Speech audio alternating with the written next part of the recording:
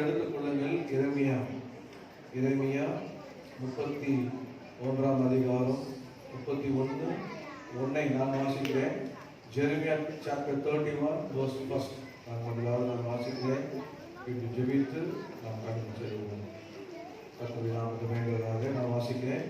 அக்காலத்திலே நான் இஸ்ரவேல் வம்சங்கள் எல்லாம் தேவனாய் இருப்பேன், அவர்கள் என் ஜனமாய் இருப்பார்கள் என்று கர்த்தர் சொல்லுகிறார். அக்காலத்திலே நான் இஸ்ரவேலின் வம்சங்களுக்கெல்லாம் தேவனாய் இருப்பேன், அவர்கள் என் ஜனமாய் இருப்பார்கள் என்று கர்த்தர் சொல்லுகிறார். திருமலை பிதாவே இயேசுவே, இந்த வசனத்தை இந்த காலத்திலே ஒப்பு கொடுக்கிறேன். இதனை தொட்டு பிட்டு ஆசீர்வதித்து என்னோடு எங்களோடு பேசும் அடியனை மறைத்து ஆவியானவரை நீர் வெளிப்படும். உள்ளத்திலே கொடுத்த ஒவ்வொரு வார்த்தையும் அதோடைய சரியாக சொல்ல கர்த்தர் கிருபை தருவீராக, கூட இருப்பீராக.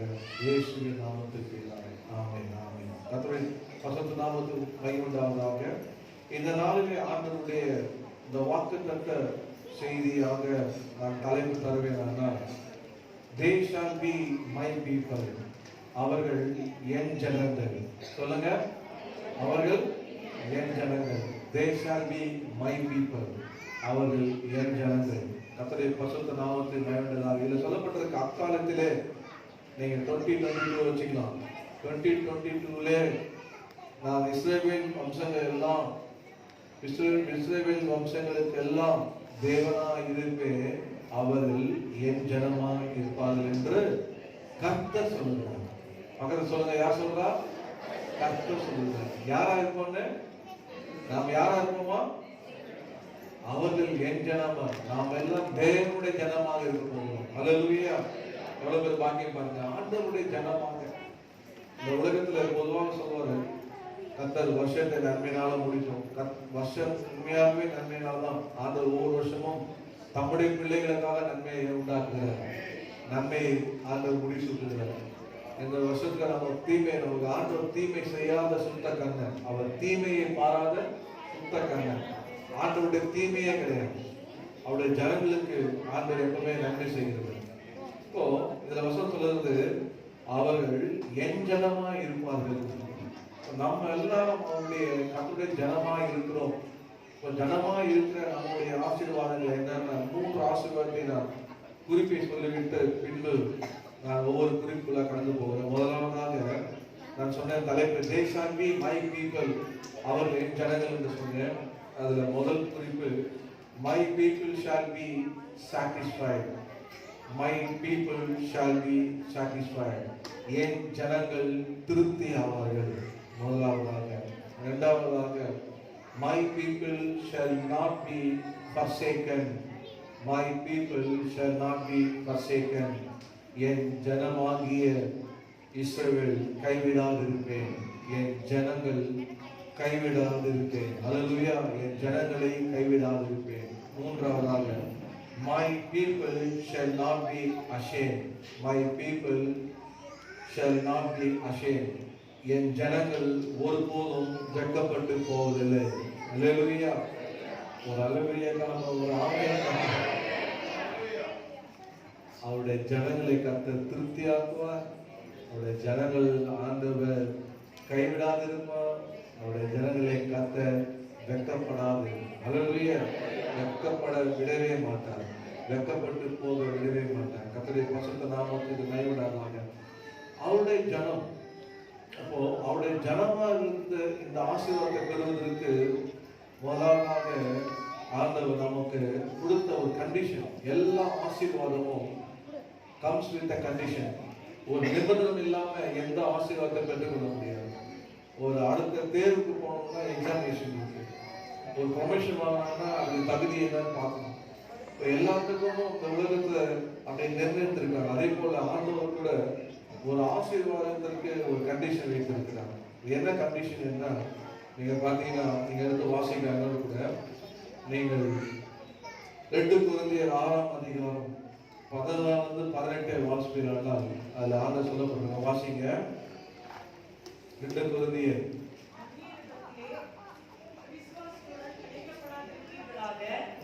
நீதிக்கும் அநீதிக்கும் சமத்துமேது, ஒளிக்கும் இருளுக்கும் ஐக்கியமேது, கிறிஸ்துவுக்கும் பேலியாளுக்கும் ஏது?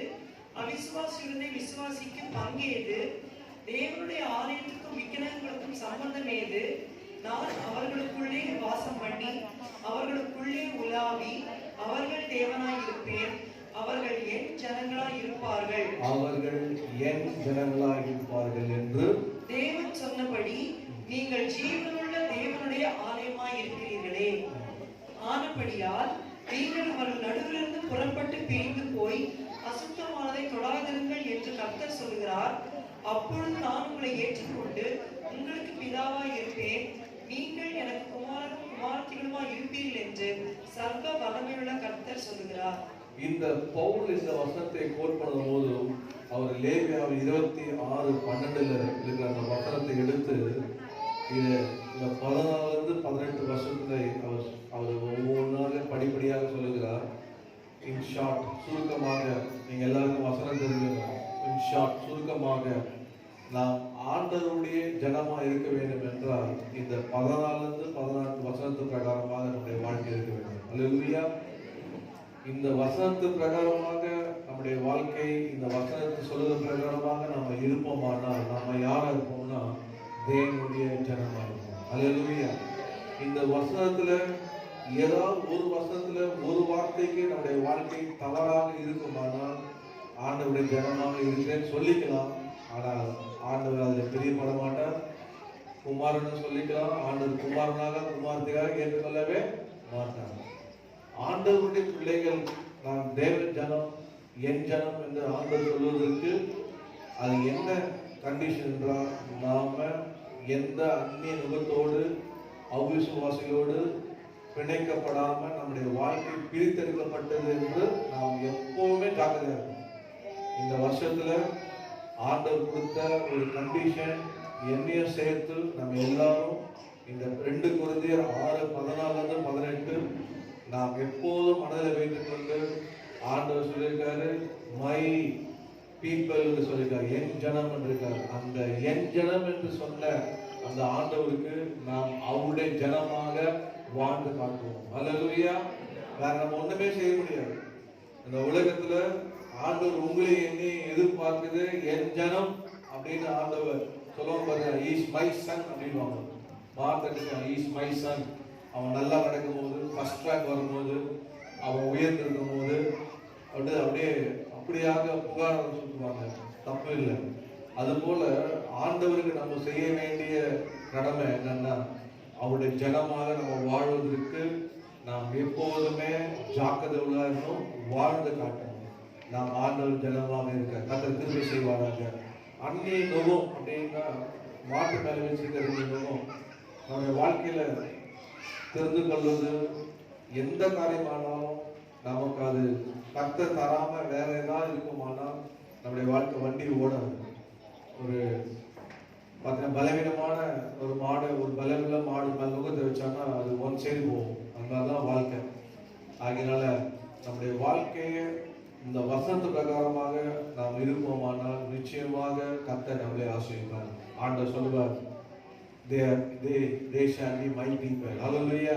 அவர்கள் என் ஜனம் என்று கர்த்தர் சொல்லுவார். என் ஜனங்கள் என்று கர்த்தர் சொல்லுவார். ஹல்லேலூயா. நாம சொல்லலாம், நாம் தேவ ஜனம் என்று சொல்லலாம். கர்த்தர் அப்படியாக நம்ம கிருபை செய்வாராக. எங்க போனாலும், வேலை செய்தாலும், படித்தாலும், நம்ம எங்க போனாலும், எந்த இடத்துல இருந்தாலும் நமக்குள்ள தெரியும் நாம யாருன்னா நாம் தேவனுடைய ஜனம். அவர்கள் என் ஜனம் என்று கர்த்தர் சொல்லியிருக்காரு. ஆனால் ஆண்டவருடைய ஜனம் என்று அவங்களை பார்க்கும் போதே சொல்லுவாங்க, நீங்க அவர்கள் புரிஞ்சார்கள் நம்ம பார்த்து சொல்லுவாங்க, அவர்கள் யாரு? தேவனுடைய ஜனங்கள். அதுதான் சாட்சி. அவர்கள் தேவ ஜனங்கள். ஏன் அவங்க கலந்துக்கல? அவங்க தேவ ஜனங்கள். ஏன் அவங்க செய்ய மாட்டாங்க? அவங்க தேவ ஜனங்கள். ஏன் அவங்க இந்த இதெல்லாம் ஒத்துவர பண்றாங்க? அவங்க தேவ ஜனங்கள். இதுதான் சாட்சி. நாம இந்த உலகத்துல நம்ம எப்படி காட்ட வேண்டும் என்றால், ஒரு காலத்துல நாம எல்லாவற்றையும் அனுபவித்துக் கொண்டிருந்தோம். ஆனா நம்முடைய வாழ்க்கையில தேடின நிம்மதி இல்லை, விடுதலை இல்லை, ஆசீர்வாதம் இல்லை. நம்மை ஆண்டவர் தான் நம்மை தேடி வந்து அவருடைய ஜனமாய் மாற்றின பிறகுதான் ஆண்டவர் நம்மளை ஆசீர்வதித்து விடுதலையாக்கி உண்மையான சமாதான சந்தோஷத்தை வாழ்க்கையில் அனுபவித்துக் கொண்டிருக்கிறோம். ஹல்லேலூயா. ஆசீர்வதிக்கப்பட்டு ஒவ்வொரு நாளும் ஆசீர்வாதம் வேணும்னு வாழ்ந்த காலங்கள் உண்டு, தேடின காலங்கள் உண்டு.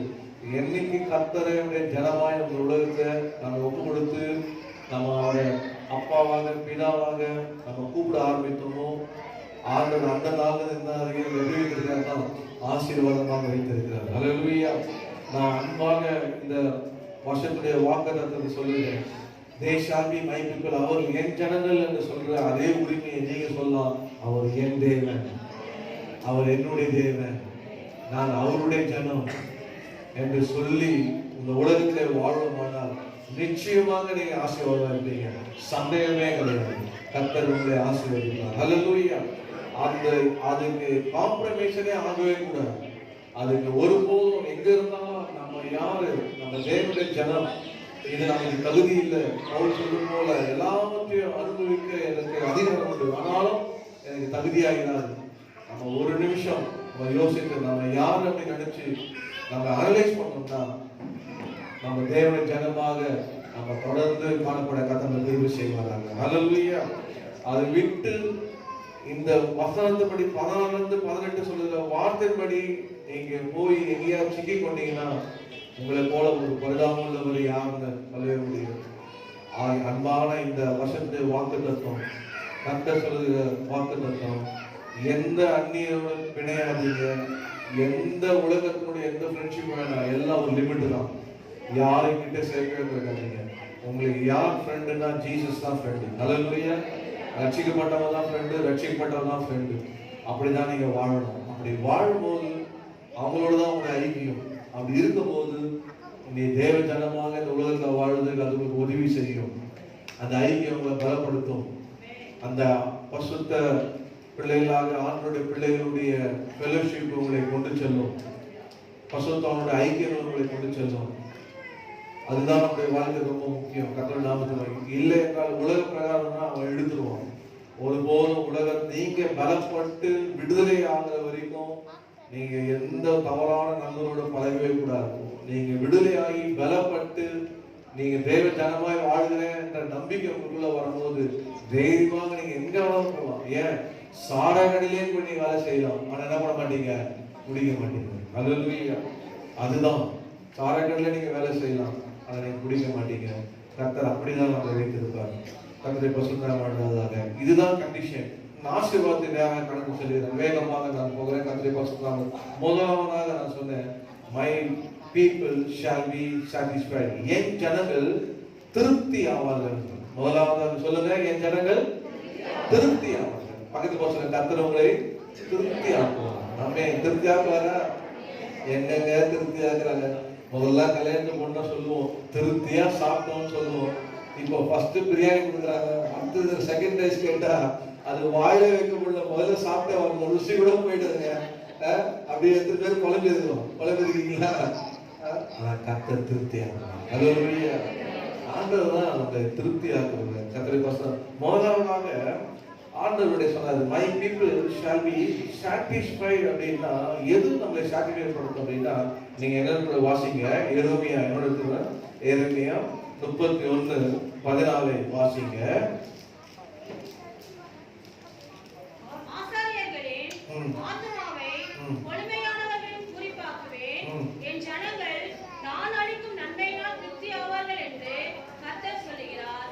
என் ஜனங்கள் மறந்துடாதீங்க, என் ஜனங்கள் நான் அளிக்கும் நன்மையினால் திருப்தியார் என்று கர்த்தர் சொல்லுகிறார். ஹல்லேலூயா.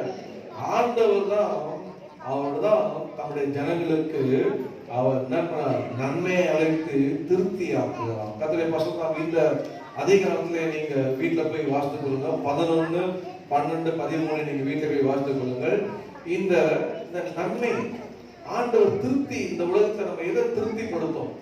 இந்த உலகத்துல நம்ம எதுவுமே திருப்தி படுத்தாது.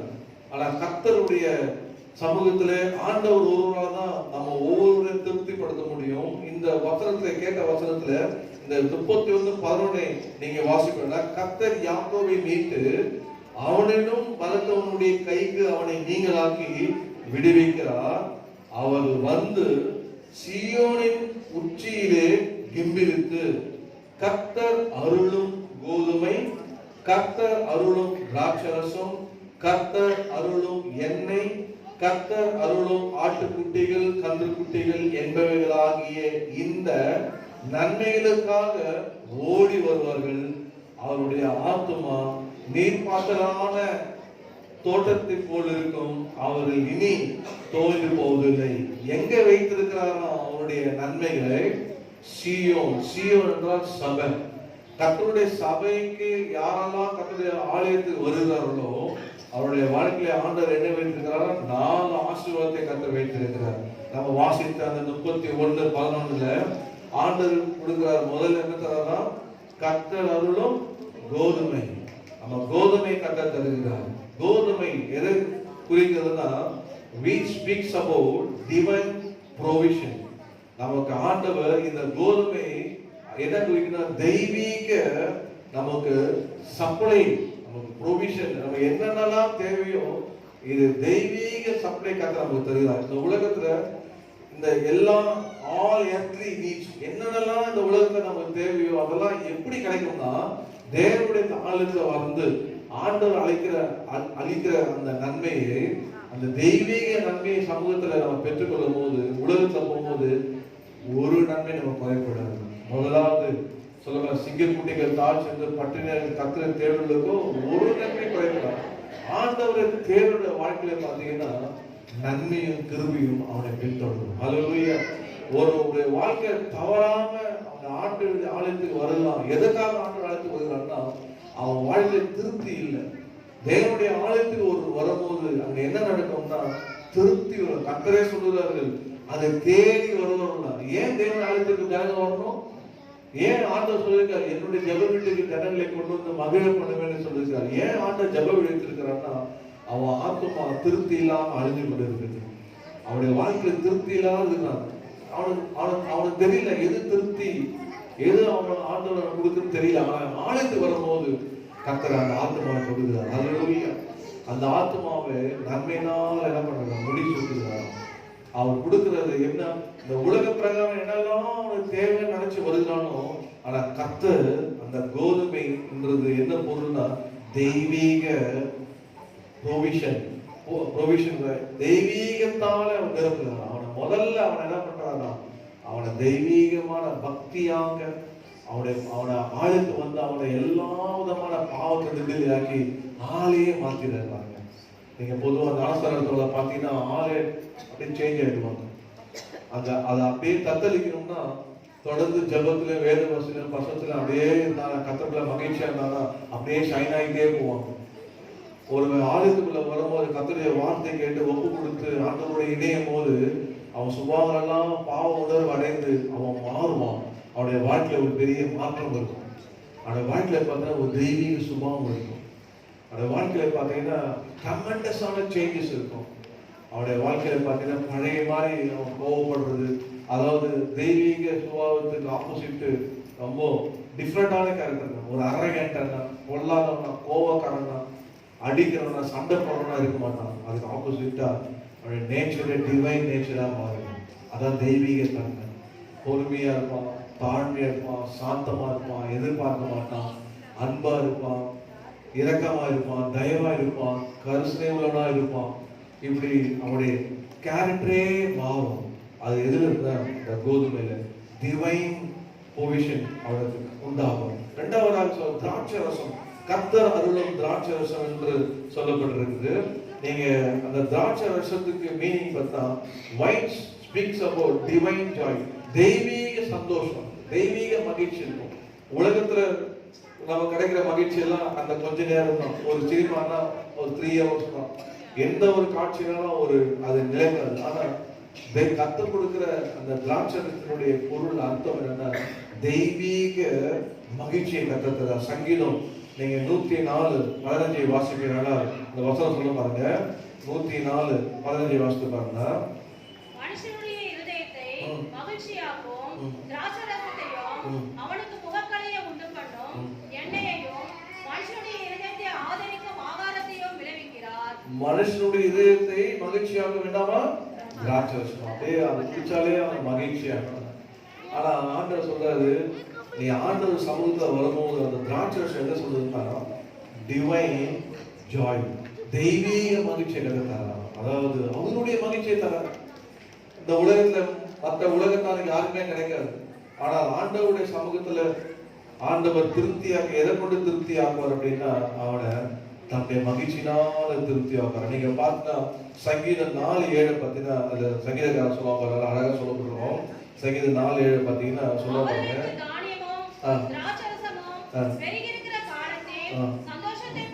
சந்தோஷத்தை பார்க்கிறோம் இத பாத்தீங்கன்னா சொல்லுங்க, தானியமும் திராட்சையும் பெருகி இருக்கிற காலத்துல சந்தோஷமா இருக்காங்க. எல்லாம் பெருகும்போது அவங்க சந்தோஷமா, ஆனா அவங்க எனக்கு அதெல்லாம் பெருகலாம், எனக்கு அதெல்லாம் இல்ல, தானியம் திராட்சை இல்லைனாலும் என் சந்தோஷம் எப்படி இருக்குமா, அதிக மகிழ்ச்சியா இருக்குமா, அதிக சந்தோஷமா இருக்குன்னு சொல்லப்பட்டிருக்காங்க. அவளுடைய இறுதி, ஏன்னா அது கர்த்தர் தருகிற சந்தோஷம். அவங்க பெருகத்தை பார்த்துதான் சந்தோஷப்படுவாங்க, அவங்களுக்கு பெருகத்தை பார்த்துதான் மகிழ்ச்சி அடைவாங்க. ஆனா நான் அப்படி இல்லை, எனக்குள்ள இருக்கிற சந்தோஷம் என்ன, தெய்வீக மகிழ்ச்சி.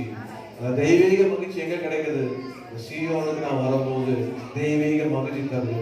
நான் அவருடைய ஜனமா இருக்கு அப்படின்னால ஆண்டவர் என்ன பண்றாரு, அந்த தெய்வீக மகிழ்ச்சி எனக்கு தருகிறாரு. கர்த்தருடைய பரிசுத்தம் மூன்றாவதாக இது நான் குறிப்பில்ல, my people shall be satisfied சொன்னேன். அதுல அந்த குறிப்பில என் ஜனங்களை திருப்தி அவர்களை சொல்ற குறிப்பில நான் அந்த சப் பாயிண்டா கொடுத்துருக்கேன். தேர்ட் பாத்தீங்கன்னா என்ன சொல்லுது, என்ன சொல்லுதுன்னா ஸ்பீக்ஸ் அபவுட் டிவைன் அனாயிண்டிங். தாவீது சொல்றான் சங்கீதம் 23:5, சத்துருக்கு முன்பாக ஒரு பந்தி ஆயத்தப்படுத்தி என் தலையை என்னால் அபிஷேகம் பண்ணி என் பாத்திரத்தை நிரம்பிடும். இது எங்கேயுமே கிடைக்காது, ஆண்டோடைய சமூகத்துல வருவதோடு தான். அந்த அபிஷேகத்தினுடைய வாழ்க்கை பார்த்தீங்கன்னா திருப்தியாகும். பவுல் இப்படியாக சொல்லுவார் கொரிந்தியர்ல, பசுத்த ஆவியினால நான் தாகம் தீர்க்கப்பட்டேன். அவருடைய வாழ்க்கை தாகமா இருந்தார். அவருடைய வாழ்க்கை அவருக்கு எந்த ஒரு அந்த தாகம் தீராம ஆவின் அபிஷேகத்தை பெற்றவொடனே அவர் தாகமே தீர்ந்துச்சு. அதெல்லாம் இயேசு ஒரு தாகமா தான் இடத்துல வரணும். பசுத்த ஆவின் அபிஷேகம் பெற்ற வாழ்க்கையில பாத்தீங்கன்னா அவர் எப்படி இருப்பார்னா, அவருடைய டிவைன் அனாயிண்டிங் அவனுக்குள்ள இருக்கும், ஒரு தெய்வீக அபிஷேகத்தை அவன் பெற்றுக்கொள்வோம். ஹல்லேலூயா. என்ன எதை குறிக்குது சொல்லுங்க, என்ன எதை குறிக்குது, தெய்வீக அபிஷேகத்தை குறிக்குது. கர்த்தருடைய பரிசுத்த நாமத்தை அந்த அபிஷேகம் தான் ஆண்டவர் இந்த உலகத்துல போகும்போது என்ன சொல்லிட்டு போறாங்க, உங்களை அனாதையை நான் விடேன், உங்களை திக்கற்ற நான் விடேன், நான் போய் ஒரு தேவன் கூட அனுப்புவேன், அவர் என்னென்றும் உங்களோடு இருந்து அவர் வழி நடத்துவார் என்று கர்த்தர் சொன்னார். இந்த உலகத்திலே பரிசுத்த ஆவியானவர் தான் நமக்கு தெய்வீக அந்த அபிஷேகம் தான் நம்மளை வழி நடத்தும். ஹல்லேலூயா. எத்தனை பேர் அபிஷேகம் வழி நடத்துது? ஆமென். ஹல்லேலூயா. நான்காவதாக அதுல பாத்தீங்கன்னா கர்த்தர் அருளும், அதுல சொல்லப்பட்டிருக்கு sheep and calf, அதாவது ஆடு சொல்ல 31 எரேமியா 31:11 என்ன சொல்லிருக்கு, 12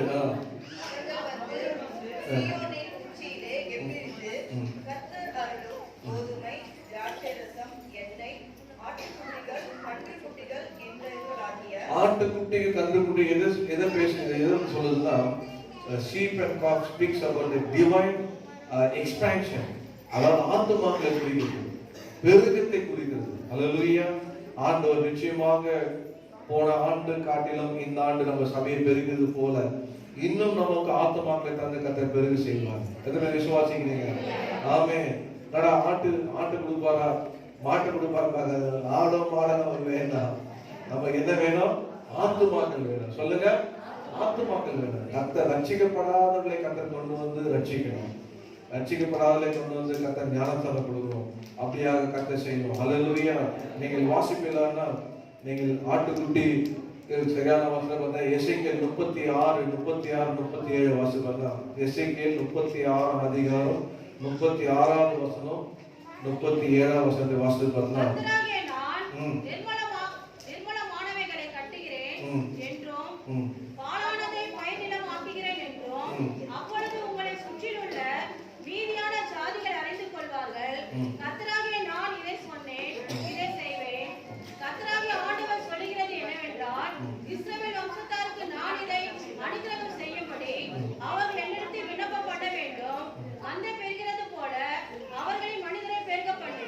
மந்தையை பெருகப்படுவது போல, பாருங்க, மந்தையை பெருகப்படுவது போல என்ன பண்ணலாம், மனிதர்களை பெருக பண்ணுவேன் என்று கர்த்தர் சொன்னார். ஹல்லேலூயா.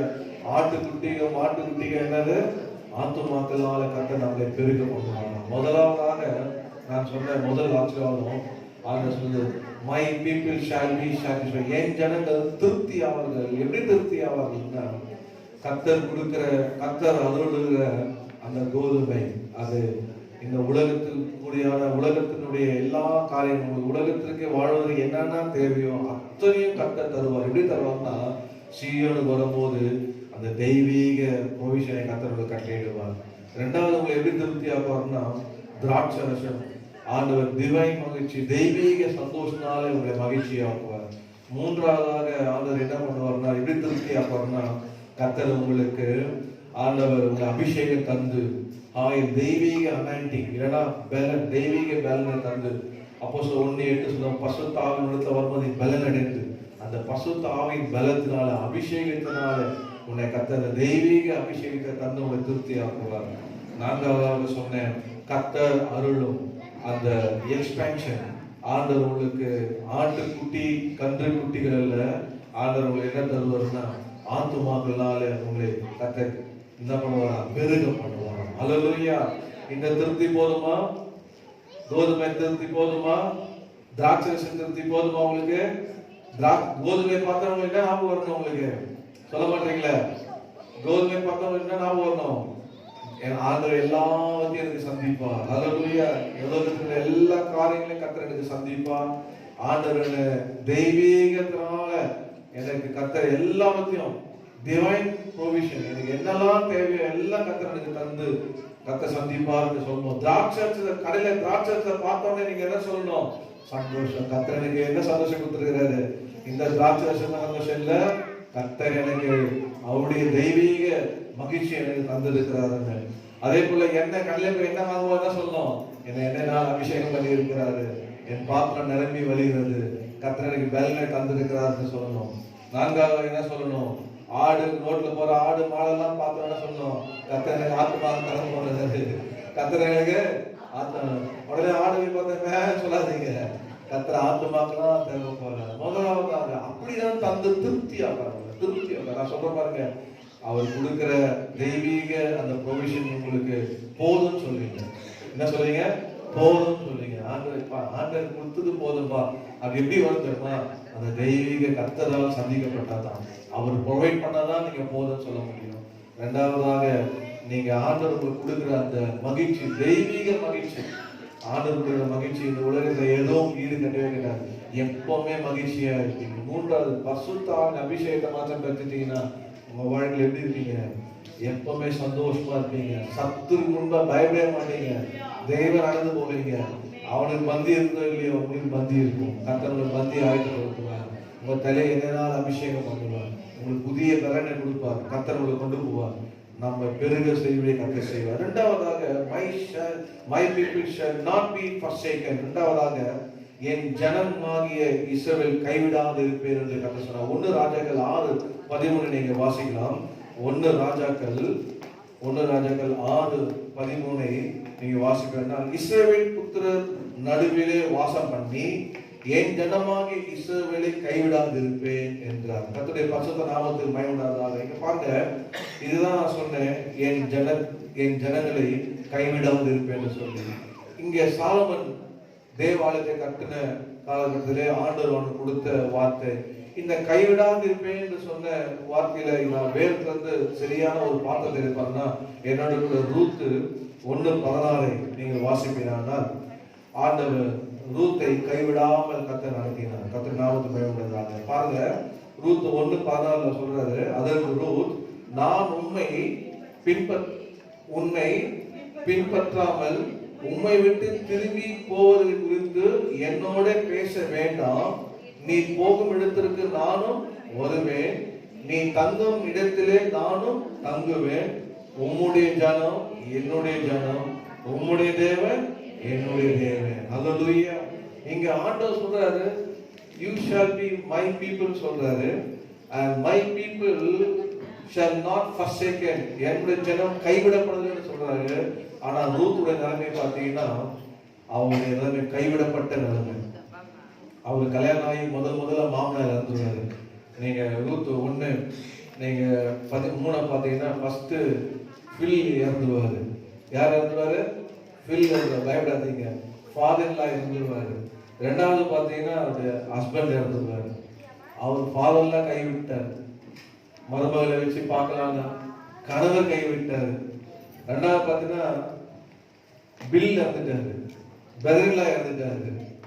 சிலர் பில்லுன்னா ஞாபகம் வந்து போகுது, பெதர்லாம் இறந்துட்டாரு. அவரோடையும் அவரை கைவிடப்பட்ட. நாலாவதாக பார்த்தா நகுமியை சொல்லிட்டா 1:8-9 பார்த்தீங்கன்னா என்னை பின்தொடராதீங்க, நீ திரும்பி போயிடுங்க, என்னை கைவிடு. அவளை கைவிட்டுட்டான். கர்த்தர் நாமத்து மேல நீங்க 1:8 வாசிக்கிறாங்க. ரூத் 1:8 அவர் சொல்லுவாங்க, நகுமி தன் 2 மருமக்களையும் நோக்கி, நீங்கள் இருவரும் உங்கள் தாய் வீட்டுக்கு திரும்பி போங்கள், மரித்து போனவர்களுக்கும் எனக்கும் நீங்கள் தயவு செய்து போல கர்த்தர் உங்களுக்கு தயவு செய்வதாக. கர்த்தர் உங்கள் இருவருக்கும் வாய் சொல்லுக்கும் சொல்லுங்க, வாய்க்கும் புருஷனுடைய வீட்டிலே நீங்கள் சுகமாய் வாழ்ந்திருக்க செய்வாராக என்று சொல்லி அவளை முத்தமிட்டு, அப்போது அவள் முத்தமிட்டு அழுது பாருங்க, அப்படியே விட்டா போதனான்னு கைகள் விட்டான். கைவிட்டு நீங்க கர்த்தர் நிமித்தம் நீங்க எனக்கு தயை காமிச்சீங்க, என் குடும்பத்தை தயை காமிச்சீங்க, எல்லாம் ரொம்ப சந்தோஷம். ஆனா கர்த்தர் என்ன பண்ணாருல, வாழ்ந்திருக்க செய்வாரு. நீங்க போய் கல்யாணம் பண்ணி புருஷனோட சந்தோஷமா இருங்க அப்படின்னு சொல்லி அனுப்புறாங்க. ஆனா அவளே கைவிட்டு அவ சொல்ற அந்த நீங்க 1:13 பாத்தீங்கன்னா இப்படியாக சொல்லப்பட்டிருக்க பாருங்க, அவர்கள் புருஷனுக்கு வாழ்க்கைப்படாதபடிக்கு நீங்கள் பொறுத்திருப்பீர்களோ? அது கூடாது. என் மக்களே, கர்த்தருடைய கை எனக்கு விரோதமாய் இருக்கிறதினால் உங்கள் நிமித்தம் எனக்கு மிகுந்த விசனம் இருக்கிறது. உங்களுக்கு இந்த கதை தெரியும். அவ போன்னு சொல்லும் போது 2 பேரும் நான் போக மாட்டேன்னு பிடிவாதம் போகும்போது அப்போது அவ சொல்றா, நான் இனிமேல் கல்யாணம் பண்ண முடியுமா? இந்த பாட்டி கூட ஆசை பாருங்களேன், அப்படியே கல்யாணம் பண்ணாலும் நான் என் பிள்ளை பத்து 20 வருஷம் நீங்க காத்திருப்பீங்களா? அவையெல்லாம் சொல்லும் போது, ஆனா ஒருத்தி என்ன பண்ணாலும் அவனை தட்டி முத்தமிட்டு போயிடுறான். ஆனா ஒருத்தி விடவே இல்லை. அவ சொன்ன வார்த்தை தான், உன் ஜனம் ஏன் ஜனம், உன் தேவன் ஏன் ஜனம். எல்லாரும் கைவிட்டாங்க, நகோமியை கைவிட்டா. ஆனா அவளுக்கு தெரியும் இந்த கர்த்தர் கைவிட மாட்டார். என்ன உறுதியா அவளை பற்றி கொண்டான். நான் என்ன ஆனாலும் சரி, எந்த ஒரு பிளானும் கிடையாது. நகோமி ஏதோ போவாசம் கொடுத்து இது வரைக்கும் சொல்லவே இல்லை, எதுவுமே சொல்லல. ஆனா அவ எதுவுமே எதிர்பார்க்கல. ஒன்னே தான், கர்த்தரை முன்னிட்டான். நான் கர்த்தரை நம்பி வரேன், உன் ஜனத்தை நம்பி வரேன். ஆனா உன் ஜனம் ஏன் ஜனம், உன் தேவன் என் தேவன் சொல்லி இந்த தேவனை கைவிட மாட்டாருன்னு நம்பி வந்தா பாருங்க, ஆண்டவர் அவரை கைவிடவே இல்லை. அல்லேலூயா. அவன் யாரா மாறினான்னா இயேசு கிறிஸ்துவனுடைய பாட்டியாய் மாறினான். அல்லேலூயா. ஆண்டவருடைய நம்முடைய ஆண்டவராக இயேசு கிறிஸ்துவனுடைய பாட்டி முப்பாட்டியா அந்த பாட்டி லிஸ்ட்ல வந்துட்டான். யாரு? ரூத். அவருடைய சந்தையில தான் ஆண்டவராக இயேசு கிறிஸ்து வந்தார். காரணம் என்ன? உறுதியா பிடிச்சிட்டான், இந்த ஆண்டவர் என்னை கைவிட மாட்டார். நான் சொல்றேன், இந்த ஆண்டவரை நம்பி நீங்க வரலாம், இந்த ஆண்டவரை நம்பி நீங்க பின்பற்றலாம்.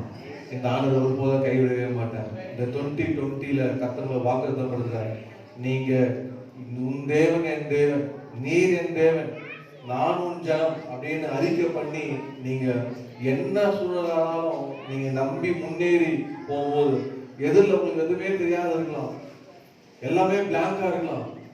ஆனா நீங்க தைரியமா அறிக்கை சொல்லலாம், இந்த தேவன் என்னை கைவிட மாட்டார், இந்த தேவன் என்னை கைவிடவே மாட்டார் என்று நீங்க சொல்லலாம். கர்த்தர் உங்களை என்ன பண்ண மாட்டாரு, கைவிடவே மாட்டார். ஆண்டவர் அவளை கைவிடவே இல்லை. ஆண்டவர் அவளை கைவிடவே இல்லை. கர்த்தர் பாருங்க, அவளுடைய அந்த இவ கூட இந்த ஓர்வா கூட கல்யாணம் பண்ணி போயிட்டா, அவ கூட விசாரிச்சிருக்கலாம். போயிட்டு என்ன ஆச்சு, ரூத்து கதை என்ன ஆச்சு, ரூத்துக்கு வந்த வாழ்வா, ரூத்துக்கு கல்யாணம் ஆகி குழந்தை பிறந்துச்சு, ஆண் குழந்தை பிறந்துச்சு, அவளை ஆசீர்வதித்து இப்போ பெரிய இதுவா இருக்கிறான்ற அவளை பத்தி எந்த தகவல், அவன் திரும்பி போனா திரும்பி அப்படியே போயிட்டான். ஆனா ரூத்துடைய கதை தொடருச்சு. அல்லேலூயா. ரூத்துடைய சந்ததி தொடருச்சு, ரூத்துடைய சரித்திரம் தொடருச்சு. இதுதான் முக்கியம். ஆண்டவர் என்னை கைவிட மாட்டார் என்று நம்ம நம்பி அவருடைய ஜனமாக நாம் அவரை விடாம, கர்த்தர் என்னை கைவிடாம நடத்துவார் என்று சொல்லி நம்பும் பொழுது ஆண்டவர் என்ன பண்ணுவார்னா, நம்மை கைவிடாம நடந்தது மாத்திரமல்ல, உன்னுடைய சந்ததியை கர்த்தர் நடத்துவார். உங்க சந்ததியை கர்த்தர் கைவிடக்கூடாது. அது யார் கையில இருக்கு? உங்க கையில இருக்கு. பக்கத்து பார்த்து சொல்றாங்க, யார் கையில இருக்கு? உங்க கையில இருக்கு. உங்க கையில இருக்கு, என் கையில இருக்கு. நான் ஆண்டவர் என்னை கைவிட மாட்டார். எந்த சூழ்நிலையிலும் எனக்கு எந்த நம்பிக்கை இல்லாத, எந்த வழி இல்லாம நான் திரும்பி நான் போயிடுறேன் அப்படின்னு திரும்பி நம்ம திரும்புவோம். ஆனால் உலகத்துக்கு சரித்திரம் அதோட முடிஞ்சிருச்சு. நம்ம திரும்பாத என் ஆண்டவர் கைவிட மாட்டார். என்னாலும் செய்ய கர்த்தரை நம்புறேன், கர்த்தரை நம்பி நான் போறேன் அப்படின்னு ஆண்டவர் நம்பி தேவன் ஜனம், உன் ஜனம் என் ஜனம் ஜனத்தோட சேர்ந்துருங்க. உன் தேவன் என் தேவன் தேவனோட இணைந்துருங்க. அப்படி இணைந்து நீங்க போகும்போது கர்த்தர் என்ன பண்ணுவார்னா உங்க சந்ததியை வர பண்ணுவாரு. சந்ததியை மாத்திரம் அல்ல, கர்த்தர் என்ன பண்ணாரு? சரித்திரத்தை கர்த்தர் பண்ணாரு. ஹல்லேலூயா. உங்களை கொண்டு கர்த்தர் சரித்திரத்தை படிப்பார். கர்த்தர் அப்படியாதான் உங்களை கர்த்தர் ஆசீர்வதிப்பார். கர்த்தருடைய பரிசுத்த நாமத்தை மேம்படுத்தார்.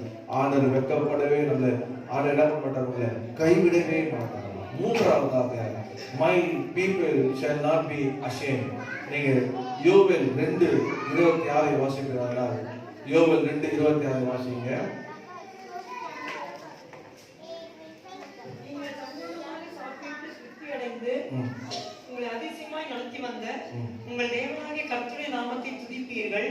என் ஜனங்கள் ஒருபோதும் வெட்கப்பட்டு போவதில்லை. என் ஜனங்கள், அங்கே என் ஜனங்கள் ஒருபோதும் வெட்கப்பட்டு போகுது. மூன்றாவது என்ன? அவருடைய ஜனங்கள் வெட்கப்பட்டு போகாது. இந்த 2022 கர்த்தர் உங்களை வெட்கப்படுத்த விடவே மாட்டார். ஹல்லேலூயா. முதலாவது ஆண்டவர் உங்களை திருப்தி ஆக்குவார். கர்த்தர் இரண்டாவது உங்களை என்ன பண்றாரு? கைவிட மாட்டார். மூன்றாவது ஆண்டவர் என்ன பண்ண மாட்டாரு? வெட்கப்படுத்த விடவே மாட்டார். எப்படி அதுவும் உங்களை கர்த்தர் திருப்தி அடைய பண்ணுவார். நீங்கள் சம்பூர்ணமாய் சாப்பிட்டு திருப்தி அடைந்து உங்களை அதிசயமா நடத்தி வந்த உங்கள் தேவனாகிய கர்த்தருடைய நாமத்தை துதிப்பீர்கள். என் ஜனங்கள் ஒருபோதும் வெட்கப்பட்டு போவதில்லை. நீங்க 27:10 அதே நீங்க வெட்கப்பட்டு போகிறேன். வேதத்திலிருந்து ஒரு சம்பவம் ஆண்டவராகிய இயேசு கிறிஸ்து உலகத்தில் வாழும்போது மத்திய சுவிசேஷம் 14:14 பார்த்தீங்கன்னா ஆண்டவர் ஜனங்களை பார்த்து பரிதாபப்பட்டார். ஜனங்களுக்காக பரிதாபப்பட்டு சீஷர்கள் சொன்னார். எது வாசிங்கள்? மத்திய 14 அதிகாரம் 14 வசனம் வாசிங்க.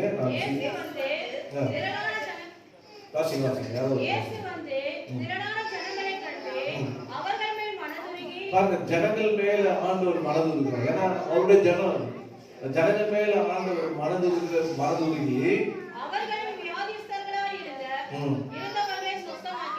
எல்லாம் இந்த கதை உங்களுக்கு தெரியும். எல்லாரையும் அவர் சொஸ்தமாக்கி ஆண்டவர் என்ன பண்ணாருன்னா, அப்போ சீசர்கள் வந்து அவர்கிட்ட சொன்னாங்க, ஆண்டவரே இது வனாந்தரமா இருக்குது, நீங்க இவங்க போகும்படி அனுப்பிச்சு விடுங்க என்று சொல்லும் போது ஆண்டவர் சொல்லுவாரு, நீங்களே அவங்க என்ன ஆகாரம் கொடுங்க கேட்பாரு.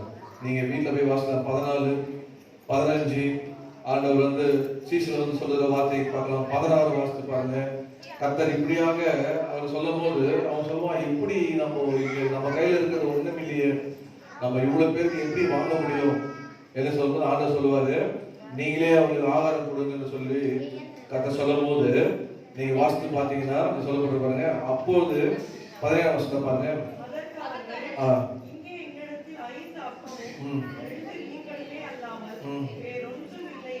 நீங்க 16 பாத்தீங்கன்னா இயேசு அவரை நோக்கி என்ன சொல்ல, அவங்க போக வேண்டியது இல்லை, நீங்களே அவங்களுக்கு போஜனம் கொடுங்கன்னு சொல்றாரு. அப்போ 2 தான் இருக்குன்றாரு.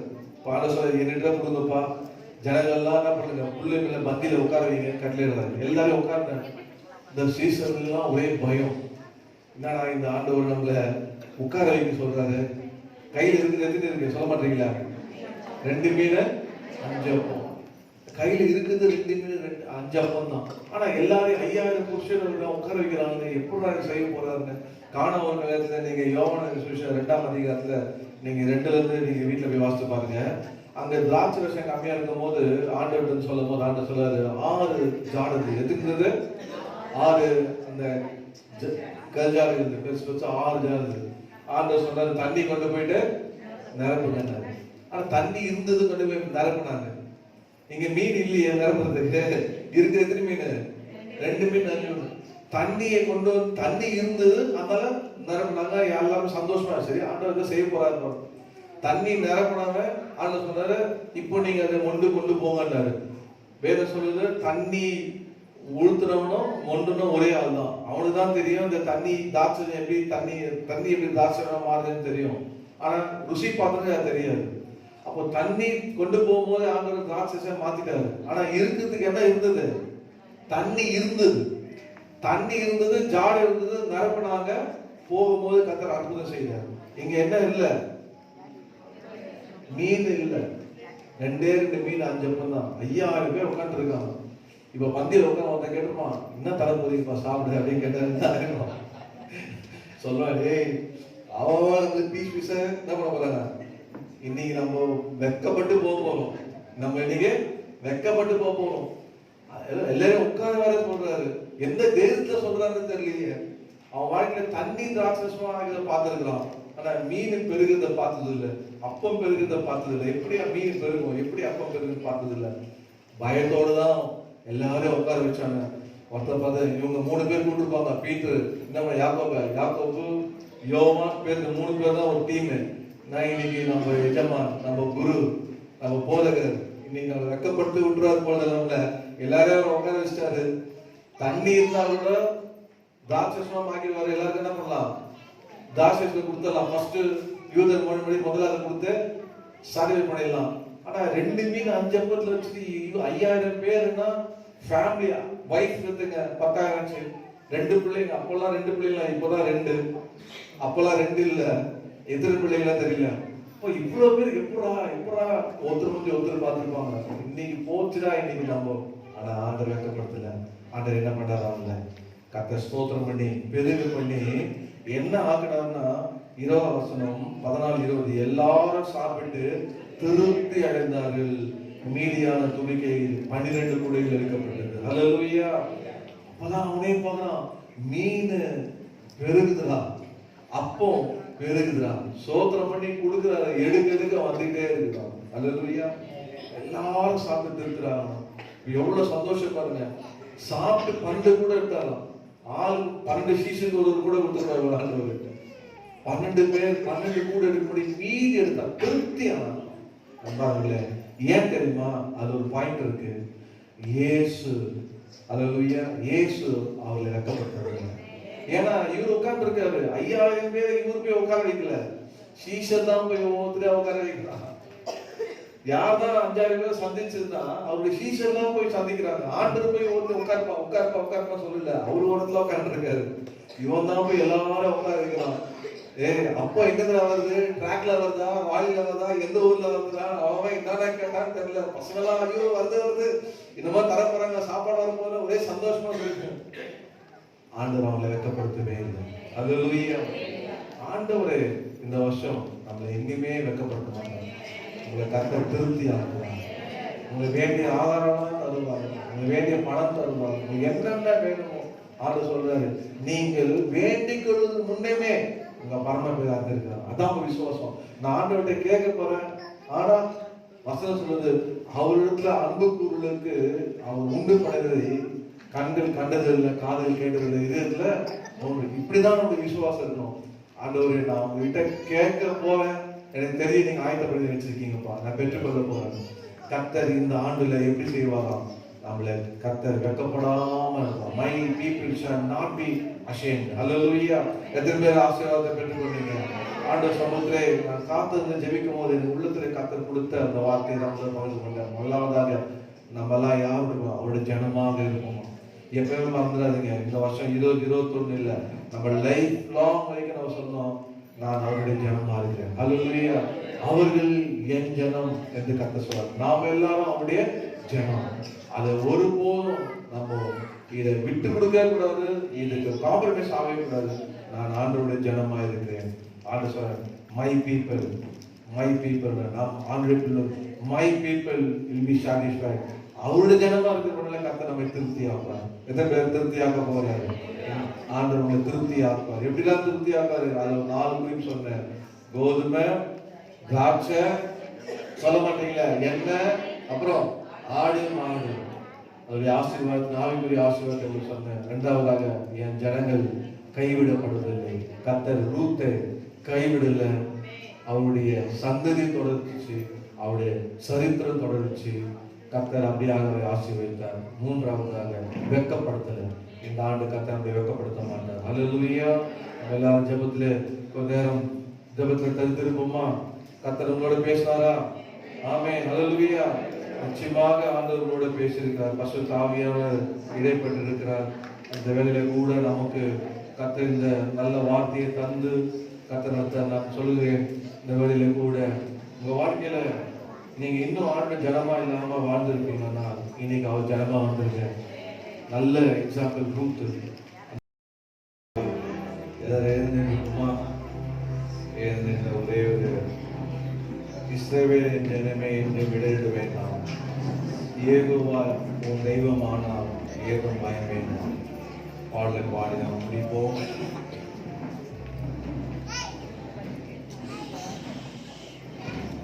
இஸ்ரவேலின் ஜனமே Yeah.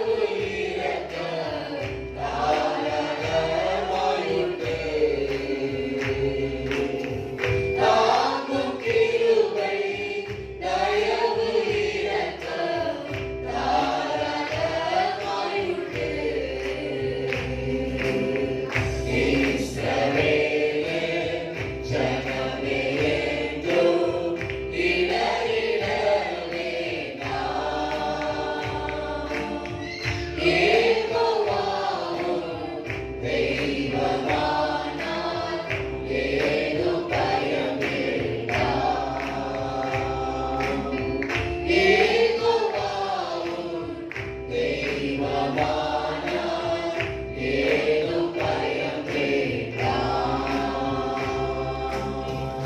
கிருபையும் நிறைந்த எங்கள் பரலோகத்தின் பிதாவே, உம்முடைய குமாரன் இயேசுவின் நாமத்திலே உம்முடைய சமூகத்தில் வருகிறோம். இந்த இரவு அந்த ஆராதனையை ஆரம்பித்த முதலிருந்து மொத்தமாக நீர் எங்களோடு இருந்ததுக்காக ஸ்தோத்திரம். ஆண்டவரே, கர்த்தாவே, என் ஜனம் என்று சொன்னீர், மை பீப்பிள், நாங்கள் உங்களுடைய ஜனமா இருக்கிறோம் அப்பா. அதனால கூட எங்களுக்கு வாக்குத்தத்தம் பண்ணியிருப்போம், நாங்கள் உங்களுடைய ஜனம், என் ஜனம், நான் அளிக்கும் நன்மை நான் திருப்தியாக சொன்னீரேன். ஆண்டவரே, 4 விதமான நன்மைகள் வாழ்க்கையை தந்து திருப்தியாக்கும்படியாக செய்வேன் என்று சொல்லியிருக்கீங்கப்பா. கர்த்தாவை அப்படியாக செய்ய போவதற்காக நன்றியப்பா. என் ஜனம் கைவிடப்படுதல் என்று சொல்லியிருக்கிறப்பா. இந்த ஆண்டு ஒருவராய் வந்து சொல்லக்கூடாது, கர்த்தரை கைவிட்டார் என்றப்பா. கைவிடாதவராய் இருக்க வேண்டும் ஆண்டவரே. என் ஜனம் வெட்கப்பட்டு போகாது என்று சொன்னீங்கப்பா.